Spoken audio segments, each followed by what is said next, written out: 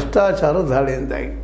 ಏನು ಮುಂದೆ ಹೆಂಗಪ್ಪ ಇದ್ದಾರೆ ನೇಪಾಳ? ಈಗೇನೋ ಹಂಗಾಮಿಯಾಗಿ ನಮ್ಮ ಕಾರ್ಕಿಯವರು, ಅದು ಭಾರತದಲ್ಲಿ ಬಂದು ಕಲಿತು ಹೋದಂಥವ್ರು, ಭಾರತದ ಬಗ್ಗೆ ಒಳ್ಳೆಯ ಅಭಿಪ್ರಾಯ ಮತ್ತು ಅಭಿಮಾನ ಇಟ್ಟಂಥವ್ರು, ಇವತ್ತೇನೋ ಅವರು ಸುಪ್ರೀಂ ಕೋರ್ಟ್ ಜಡ್ಜ್ ಇದ್ದರು, ಅವ್ರನ್ನ ಇವತ್ತು ಮಾಡಿದ್ದಾರೆ ಜನ ಮಾಡಿ ನಡೆಸ್ಕೊಂಡು ಹೋಗ್ರಿ, ನಮಗೆ ಹೊಸ ಒಳ್ಳೆಯ ಗೌರ್ಮೆಂಟ್ ಕೊಡ್ರಿ ಅಂತೇಳಿ.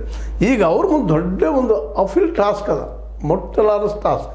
ಯಾಕಂದ್ರೆ ಒಂದೇದು ಭ್ರಷ್ಟತೆ ರಹಿತ ಸರ್ಕಾರ ರಚನೆ ಮಾಡೋದಕ್ಕೆ ಅನುಕೂಲ ಮಾಡಿಕೊಡ್ಬೇಕು, ಹೊಸದ ಆಗಬೇಕಾಗಿದ್ದಲ್ಲಿ. ಯಾಕಂದರೆ ಈಗ ಇದ್ದಂಥ ಎಲ್ಲ ರಾಜಕಾರಣಿಗಳ ಮೇಲೆ ಒಂದಿಲ್ಲ ಒಂದು ಆರೋಪಗಳಿದ್ದಾವೆ, ಅಲ್ಲಿ ಅಧಿಕಾರಿಗಳ ಮೇಲೆ ಒಂದು ಆರೋಪಗಳಿದ್ದಾವೆ, ಭ್ರಷ್ಟರಿದ್ದಾರೆ ಅಂತ ಮಾತದ. ಹೀಗಾಗಿ ಈ ನಮ್ಮ ಖಾರ್ಗೆಯವರು ಇದನ್ನು ಹೆಂಗೆ ಸಾಧಿಸ್ತಾರೆ ಅನ್ನೋಂಥದ್ದು ಭಾಳ ಮುಖ್ಯ ಅದ. ಯಾಕೆ ಉದ್ಯೋಗವೂ ಇಲ್ಲ, ಉದ್ಯೋಗ ಏಕಾಗಿ ಒಂದು ದಿನದಲ್ಲಿ ಸೃಷ್ಟಿ ಆಗೋದಿಲ್ಲ, ವ್ಯವಸ್ಥೆ ಮಾಡಬೇಕಾಗ್ತದೆ. ಅದಕ್ಕೆ ಒಂದು ದಿನದಲ್ಲಿ ಆಗುವಂಥದ್ದಲ್ಲ. ಈಗಾಗಲೇ ಅದು ನೇಪಾಳ ಇದ್ದು ಇನ್ನೂರು ದೇಶಗಳ ಮೇಲೆ ಡಿಪೆಂಡ್ ಆಗ್ಯದ. ಇನ್ನೂರು ದೇಶ ದುಡಿಯೋಕೆ ಹೋದಂಥವ್ರು ಅಲ್ಲಿ ದುಡ್ಡನ್ನು ಗಳಿಸಿದಾಗ ಅಲ್ಲಿ ಬದುಕು ನಡೆಯುವಂಥ ಪರಿಸ್ಥಿತಿ ಬಂದಂಥದ್ದು. ಇಂಥ ಪರಿಸ್ಥಿತಿ ಒಳಗೆ ಏನು ಮಾಡಬಲ್ಲರು ಅಂತೇಳಿ ಇದಕ್ಕೆ ಇರುವಂಥ ದಾರಿ ಈಗಾಗಲೇ ನಾವು ನೋಡಿದ್ದೀವಿ ಸಾಕಷ್ಟು ಜಗದಲ್ಲಿ.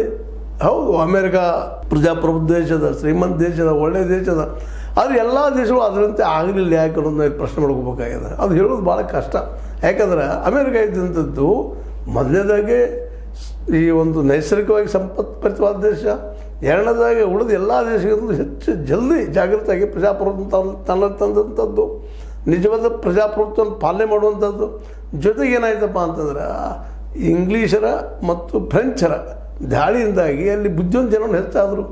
ಎಲ್ಲರೂ ಕಲಿಯುವಂಥ ವ್ಯವಸ್ಥೆ ಮಾಡಿದರೆ, ಅಲ್ಲಿ ಶಿಕ್ಷಣ ಎಲ್ಲರೂ ಸಿಗುವಂಥ ವ್ಯವಸ್ಥೆ ಮಾಡಿಕೊಂಡು ಅಮೇರಿಕಾದಲ್ಲೇ ತಮ್ಮ ಮಕ್ಕಳಿಗೆ ಫ್ರೀ ಶಿಕ್ಷಣ ಯಾವುದೇ ರೀತಿಯಿಂದ ಅದನ್ನು ಮಾಡಿ ಅವ್ರನ್ನೆಲ್ಲರೂ ಶಿಕ್ಷಿತರನ್ನಾಗಿ ಮಾಡಿದರು.